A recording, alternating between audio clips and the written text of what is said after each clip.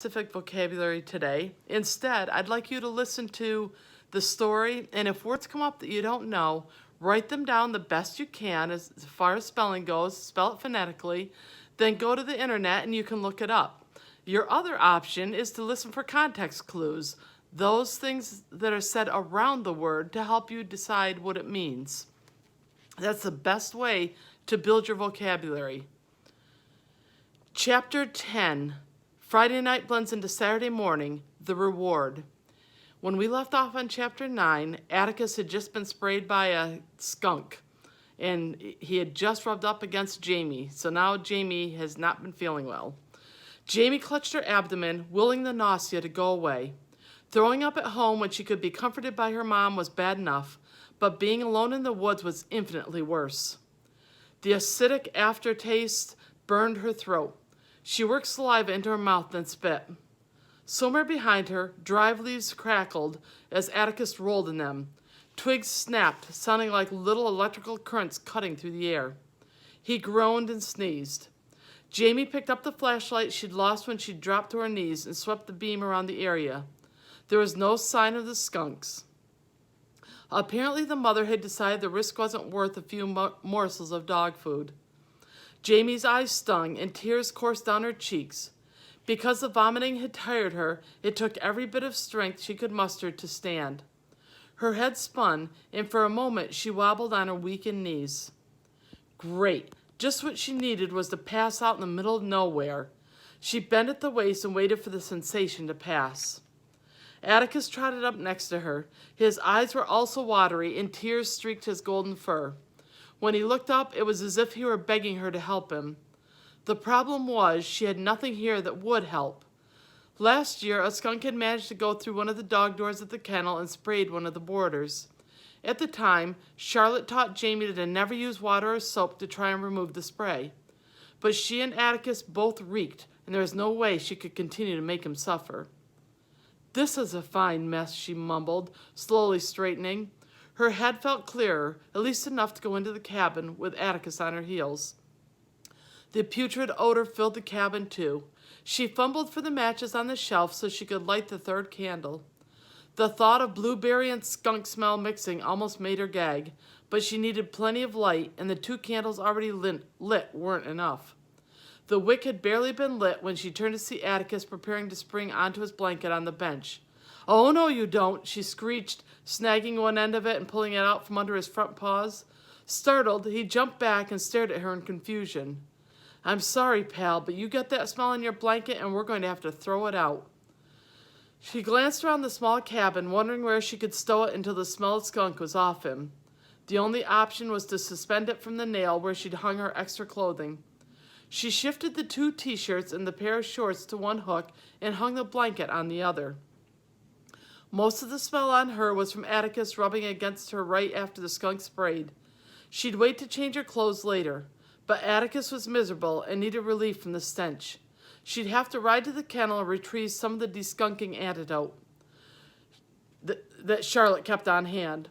Although it wasn't perfect, it was the best she could do given the circumstances. She wanted to pet Atticus to reassure him, but she didn't want more smell on her. He nudged her with his nose, but she backed away. The forlorn expression on his face saddened her. How could she possibly deny him attention when it was her fault he was here? She took the older t-shirt from the nail and covered her hand with it. Then she patted the top of his head, being careful to not spread the oily spray any more. Even that little contact mollified him. "You have to stay here, Addie." His ears shot up and he tipped his head. Jamie knew he had focused on the word stay. "I'll be back soon and we'll try to get the smell off you." She turned the flashlight on and blew out the candles. "Stay," she repeated as she backed toward the door. The beam reflected off his eyes. The lids were red and irritated. "I'll hurry, I promise." She scooted out the door and locked it behind her. On the inside, she heard Atticus sniffing loudly at the crack near the hinges. She shone the light into the woods to make sure the skunk hadn't had second thoughts and then grabbed her bike. Loud voices and laughter still floated up from the direction of the pond. Apparently the party was going strong there, meaning she needed an alternate plan. It was shorter to take her usual route out of the woods anyway. Hopefully, by this point, her grandfather was no longer working in the wood shop. The night sounds ebbed, then crescendoed as she pushed her bike along the precarious forest path. In some spots, she was forced to pick up the bike and carry it over small fallen trees, but in 2 places, the trunks were too large and she had to go all the way around them. Atticus barked in the cabin, his pitch rising the farther away she got. His agonized barks pricked her conscience. It was a relief to reach the edge of the woods where she could no longer hear him. Once in the open, she mounted her bike and raced along the path as best she could with only the flashlight beam to guide her. Luck was with her.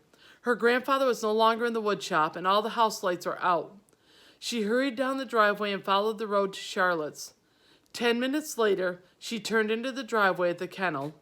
Like before, she left her bike against a tree near the road and tiptoed toward Atticus' outdoor kennel. She prayed Charlotte hadn't fixed the broken latch yet. Again, good fortune was on her side. She squeezed through the gate, being careful to not leave any more fingerprints.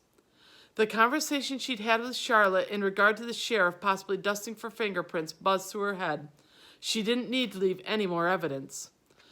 Suddenly, a thought struck her that relieved some of her anxiety. It was only natural that her fingerprints would be all over everything at the kennel. She worked here. No one would find that suspicious. Encouraged by that realization, she scurried to the dog door cut into the building. She dropped onto her hands and knees and pushed her hands through first, hoping the intrusion wouldn't rile the dogs. Then she poked her head through. 2 bright nightlights lit the inside enough for her to see the outline of the dogs standing at their kennel doors. She debated whether it was best to keep silent or to acknowledge them. Since they were quiet, she decided to remain quiet as well. It was awkward pulling the rest of her body through. The plastic doors snapped down against her legs as she dragged them through the opening, clamping her half in and half out. Stuck in a push-up position, she reached around with one hand and lifted the door so she could finish bringing her legs in. Her biceps strained and shook. In a quick movement, she flipped up the door and tucked her legs toward her belly. Free of the opening, she collapsed in a heap on the rubber matted floor. It only took her minutes to gather the supplies she needed. 2 bottles of the disgunking solution, a couple of big sponges, and 3 towels. She used one of the towels to hold the rest of her bounty, and then tied it into a knot to secure everything inside like a hobo's pack. At least when leaving the kennel, she could use the regular door. All she had to do was relock it on her way out. Being sneaky was not in Jamie's nature, and the whole scenario created yet another knot in her stomach.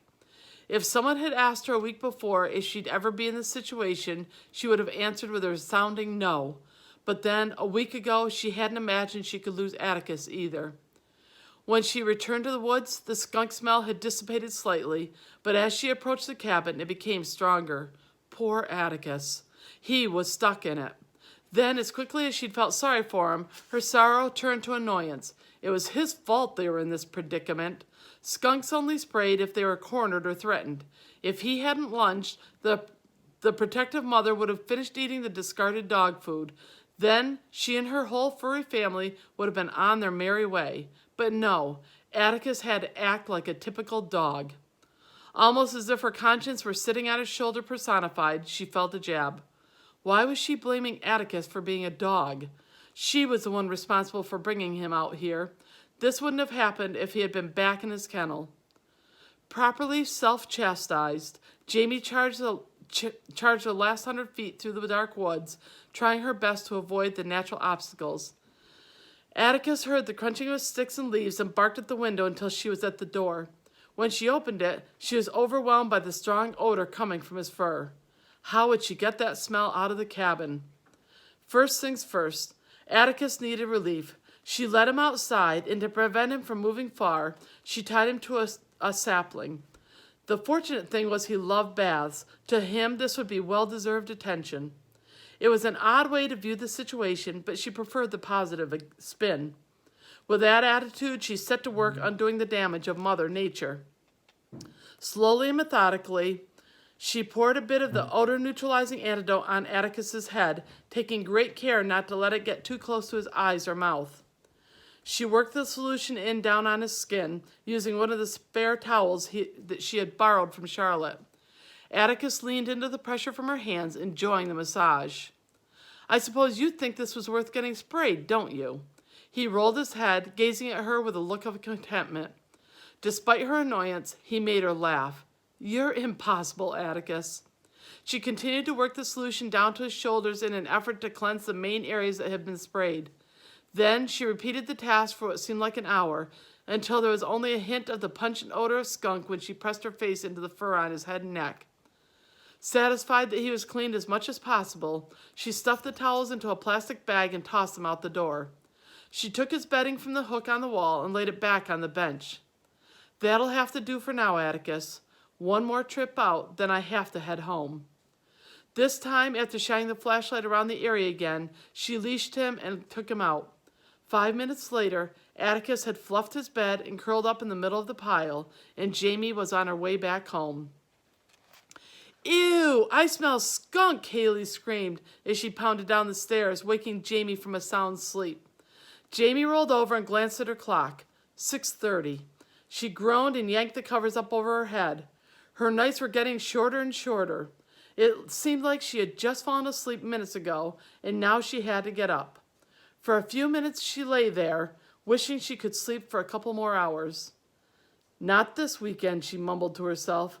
Resigned to the reality that Atticus needed her, she flipped the covers back down, rolled to the edge of her bed, and sat up. The sun was pushing up over the trees and peeking through her curtains.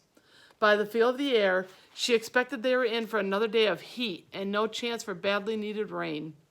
However, with the fire truck dedication ceremony at noon, rain would ruin that and the barbecue that followed, so for one more day, the sun could shine. Maybe they could all do a rain dance starting tomorrow. The thought reminded her of the time when she was in kindergarten and there had been a high threat of forest fires. She'd heard the report on the news, and the fear of a big fire had caused her to have a nightmare. Her father had convinced her if they did a rain dance together, then the rains would come and the fires would stay away. He'd taken her outside in her pajamas, where they danced in a circle in the middle of the yard. The next morning, rain was whipping against her bedroom window. She'd been convinced her father had worked a miracle. A few years later, he'd finally confessed that the weathermen had predicted a 90% chance of rain, so he'd been fairly confident his ploy would work.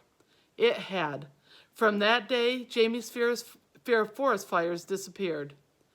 Now she wondered if that episode and her fear had been a premonition. She was sure her father would never have imagined he'd lose his life in the very type of fire that he'd taught his daughter not to fear. She took a quick shower before going down to breakfast. Her mother was bent over, searching in the refrigerator, and Haley was slurping milk from her cereal bowl at the kitchen table.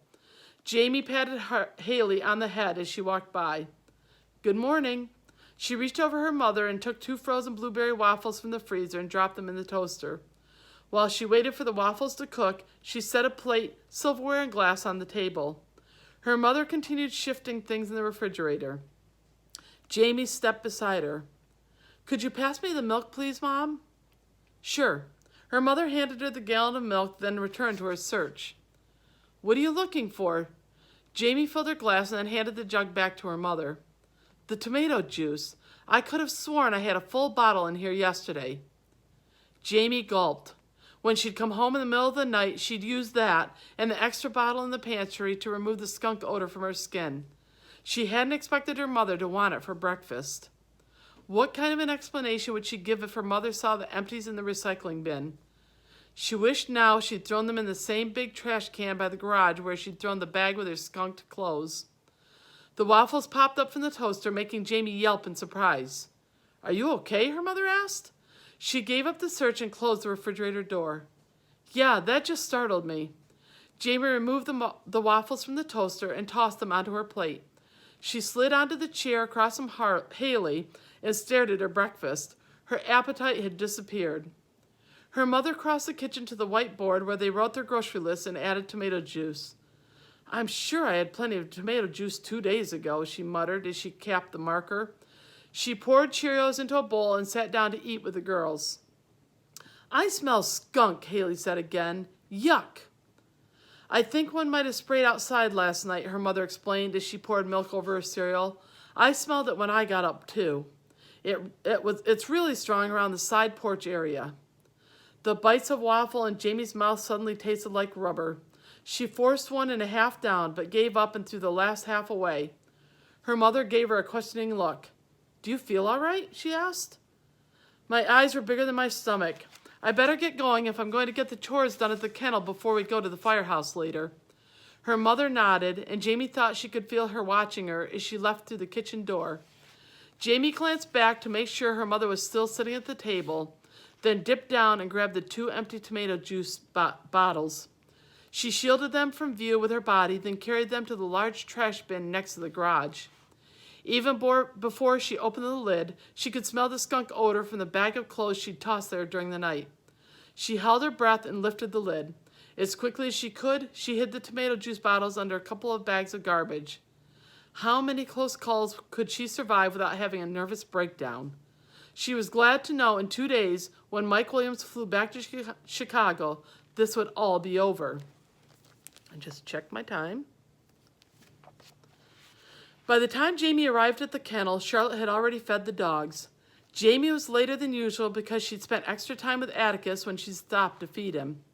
The dogs whined and barked when she walked past their pens. "I'll take you out to play in a little while," she told them. Her explanation had no effect, and they continued their protests. Although their cages were large and each led to an outdoor run, they counted on Jamie for the real entertainment. Jamie checked for notes in the office. When she found none, she decided to go to the house to see what Charlotte wanted her to do. As she started down the path, the purr of a car engine coming up the road caught her attention. She turned toward the end of the driveway, but she didn't recognize the blue sedan pulling in. When she squinted, she did recognize the passenger. Mr. Hubbard, with his trademark crimson Boston Red Sox cap perched on his head, waved as the car pulled past her. "Hello, Jamie," he called. Before the car had come to a complete stop, his door swung open. "Mr. Hubbard," yelped the driver, "how many times have I asked you to wait until the car is stopped before you open the door?" Jamie peered through the open window. She recognized the driver as the young woman, Mary, who had been with Mr. Hubbard at Shady Nook on Tuesday. Mr. Hubbard ignored Mary's rebuke and climbed from the car. He steadied himself by holding onto the door frame while Mary emerged from the driver's side and removed his black walker from the trunk. "Mr. Hubbard, what are you doing here?" Jamie asked. Large dark sunglasses concealed his eyes. "Did you find Atticus?" he asked. Even though she couldn't see through the glasses, Jamie was unable to look him in the eyes. She glanced toward the kennel. "He's not here." "I saw the poster at the diner yesterday." Mr. Hubbard leaned into his walker when Mary came around with it. "I think this is more than a runaway dog." "What do you mean?" Mr. Hubbard licked his lips. "I've owned dogs my whole life. Dogs know how to find their way home most times. I think either someone found him and doesn't know who he belongs to, or," he shook his head, "or somebody stole him." Jamie flicked her eyes back up toward him and almost groaned out loud. It was bad enough that Charlotte had called the sheriff and they were considering the possibility that Atticus was stolen. More people jumping on that theory just complicated everything. "Oh, he'll turn up, Mr. Hubbard," she reassured him. "I just know he will. We'll keep looking today." The porch door banged and Charlotte came out of the house. She looked surprisingly relaxed and rested. "Good morning, Mr. Hubbard," she called enthusiastically. "Hi, Mary. Hi, Jamie." She crossed the patch of grass between the house and the driveway and greeted him with a hug. "Mr. Hubbard, it's nice of you to come out. That dog means a lot to me." Mr. Hubbard shuffled around to sit on the seat of his walker. "The reporter should be here any time now." Jamie glanced between the 3 adults. "Reporter?" Charlotte shrugged and turned her attention toward the end of the driveway. "Mr. Hubbard called and asked if I minded if he called the newspaper to do a story in case anyone has seen Atticus but doesn't know where he belongs. At this point, I'll take any help I can get." A car drove up the road and pulled in. "And here she is," Mr. Hubbard chortled. They watched the car roll to a stop. Then a woman Jamie didn't recognize stepped from the gray vehicle. "Good morning, everyone." "Wow," Charlotte exclaimed under her breath. "We get the top brass for this." Jamie turned to her. "What do you mean?" "Stella is the editor." The woman, dressed in a sleek tan business pantsuit, approached them and extended a hand to each, starting with Mr. Hubbard. I'm Stella Kublik, editor at Lake Country Gazette. You must be Mr. Hubbard." "Yes, I am." He shook her hand and then looked at each of the others. "And this is Mary, my chauffeur." He winked and smiled at his little joke. "And this is Charlotte Taylor, the dog's owner, and," he glanced toward Jamie, "this is Jamie Reston." Ms. Kublik focused on Jamie. "Jamie, Atticus is your service project for 8th grade, right?" "Yes." How did that woman know that? Jamie must have looked confused because the woman smiled and added, "My daughter is Alyssa Reynolds. I've heard about you and Atticus." "Alyssa's in my math and science classes," Jamie exclaimed. Keuka Shores Middle School was small, so all the students knew each other. "That's what she told me," Miss Kublik replied. She pulled a long, narrow spiral notebook from her jacket pocket, then fished in the other pocket and pulled out a pen. "Well, how about if we talk about the reason I'm here?" She glanced around. "Obviously, Atticus still hasn't been found, but I imagine when this story breaks, most of the town will pitch in to help find him." The hair on Jamie's neck prickled. Just when she thought things were the worst they could get, another complication cropped up. "You reap what you sow," her grandfather always quoted from the Bible. She was now beginning to realize the seed she'd planted with her scheme to keep Atticus had turned into an infestation of weeds that threatened to choke out any good she had thought would come of this. "Let's go with the basics first," Miss Kublik said. "When was Atticus last seen? Where? What efforts have been made to find him? That sort of thing." She set the pen to the paper and looked up at Charlotte. Charlotte filled in the details, including Atticus's win at the show the previous weekend. The editor glanced up and nodded. I suppose that could be motivation for someone to steal him. The more Charlotte said, the more the lump in Jamie's throat expanded. Beads of sweat popped out on her forehead.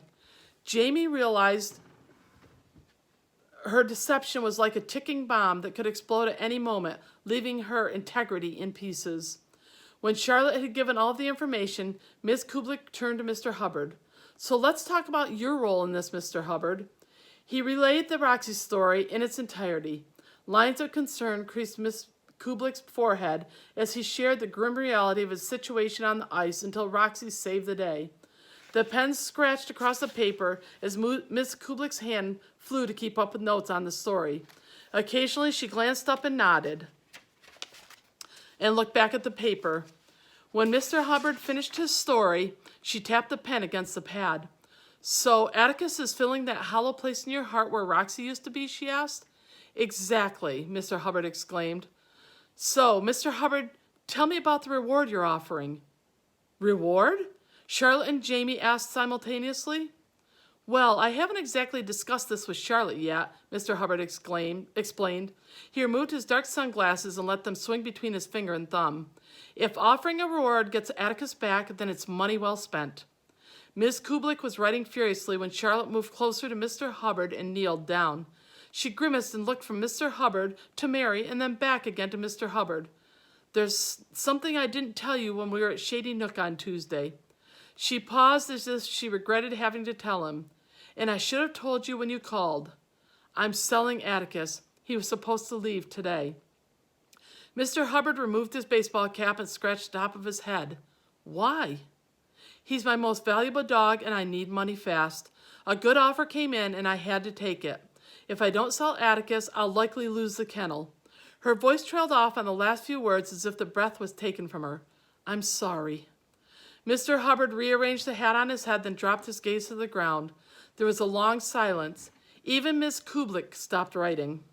"How much are you getting for him? I'll offer that much for the reward." Jamie's heart leapt. Could this be the hope she was looking for? She glanced at Charlotte but couldn't read her expression. "Take the offer," Jamie wanted to scream at her. "That's very generous of you, but I couldn't." "I insist," Mr. Hubbard interrupted. "I'd hate to lose Atticus, but more than that, I'd hate to see you lose a business that you're using to help others. I see what that therapy program does for the Shady Nook residents, me included. At least if your kennel stays open, you can still bring Pepper to visit, even though he's not Atticus."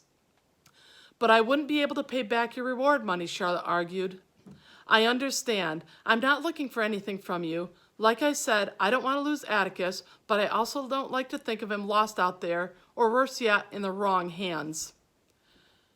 He crossed his legs and clasped his hands in front of him like he was in a boardroom making a big decision. But nothing ventured is nothing gained. If I offer the reward, then maybe Atticus will be found. Right now, he's no good to you or that buyer of yours, right? Right, Charlotte said. So we'll take it one step at a time. First, we'll have Miss Kublik get the story in the paper so hopefully we can get Atticus back safe and sound. You'll still have your money from him anyway to help pay your bills, right? Right, but Mr. Hubbard cut Charlotte off and directed his response to the reporter. That's the problem with this generation, you know. They don't know how to accept help. Miss Kublik poised the pen over the notepad. Are you specifying how much a reward is, Mr. Hubbard? He nodded. $2,000. Charlotte gasped, and Jamie sucked in a deep, warm breath and held it, stunned. $2,000 could pay a lot of bills, and then maybe Charlotte could cancel the contract with Mike Williams after all. Charlotte laid a hand on Mr. Hubbard's arm. I can't let you. You can't stop me. Mr. Hubbard looked up smugly. By the expression on his face, it was clear that he was sure this was the answer. If Atticus is found, at least we can all sleep soundly knowing the old boy isn't in the wrong hands. Jamie's mind whirled. If Atticus wasn't here at Charté Kennels, then he would be in the wrong hands. But this was the glimmer of hope she'd been looking for. The way things were getting out of control, her options were dwindling fast. When will the story be in the newspaper? He asked Ms. Kublik. The editor finished a note on the pad and flipped it closed before looking up. Tomorrow morning, on the front page. She extended her hand to Mr. Hubbard. You're a very generous man, Mr. Hubbard. Charlotte and Jamie are lucky to have a friend like you. Thank you.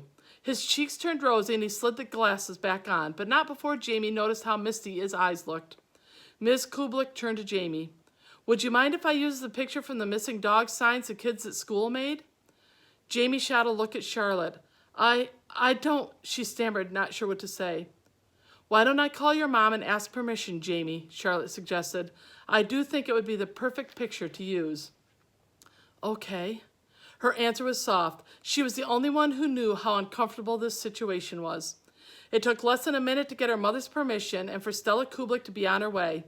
They watched her back her car down the driveway, then pull out onto the street and head down the road. Charlotte clasped her hands, drew in a loud breath, and pivoted toward Mr. Hubbard. Well, this is yet another day full of surprises, she said. I don't know what to say. Mr. Hubbard extended his wrinkled hand toward Charlotte, and she took it in hers. Thank you will do, sweetheart. Other than Atticus to be returned, I don't need anything else. Charlotte bent and kissed the elderly man on the cheek. Then thank you. Let's hope it works. Jamie stared at them, her thoughts racing.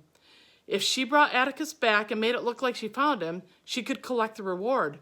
And maybe, just maybe, Mike Williams would let Charlotte break the sale contract. It all seemed so simple, and the only hope Jamie had. Without realizing she'd even brought her hand to her mouth, Jamie caught herself nibbling on her thumbnail. It was a nervous habit she'd broken years before, but this new development put her on edge. The original decision to take Atticus and hide him had been difficult. Now there was this new twist that was at once exciting yet ominous. Would it be wrong to collect the reward money? She needed time to think, that's all. She'd rushed into every other decision she'd made this week without fully thinking them through.